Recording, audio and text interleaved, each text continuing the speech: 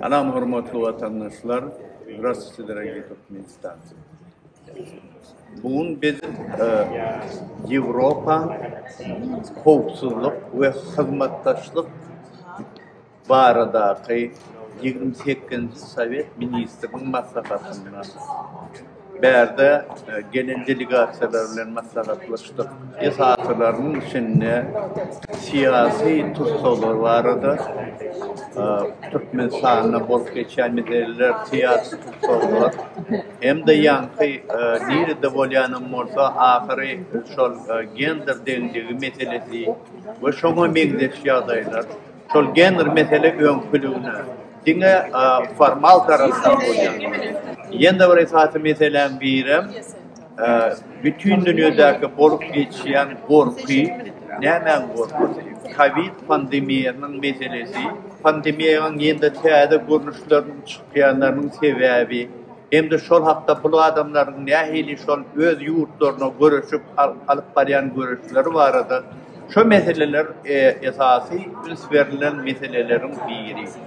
Daşarı yurttan Rusya'dan gelen Daşarı yurt ministri Lavrov var, Amerika'dan gelen var, beylekiler var. Ama hemişe ki Bolşevilik Türkmenistan'dan Raşid Meredov yine yok der. Umumi alıp barayan bir yankı meselelerin içinde esası şular, biz şu hafta gelen adamlarla maslahatlaştık.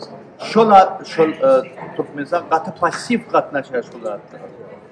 O da yeniden ne hemen aydiya ve Türkmenistan'a verilen bir taraflık meselesi şol yönü özünü yapıp kalan adamlar şulara hiç değmesin deyip dine siyaset aydan özünü izolasyon etmek, yani özünü yapıp bir de hiç kim hiç değmedin ebedinden emel. Şol emeller inni dine bizim aydanımız bilen tasdiklanana, ben yankı aydanım ne için şunmalık yerde Türkmenistan'ın Daşarı Yurt Ministri Gurnanak, Raşid Meredov. Ne için gelenak beri? Kimden korkuyor? Nemeden korkuyor?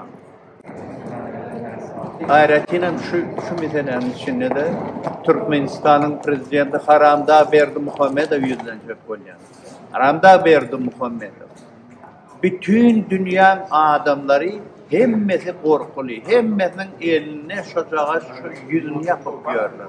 Sen malka şu yok deyip gördün. Yurdun içinde 300 binden geçti ölen adamdan tane. Sen malsa ne berik geliyor, ne yende varan. Sen ne medyanam malsa. Ahir şol milletin kırgınçılığına sen özün cevap vermelisin. Halkın önünde cevap vermeli adam sensin. Halkın hakkı var. Narod demeyiz, bravo. Adam yolu, adat yolu, aklına ne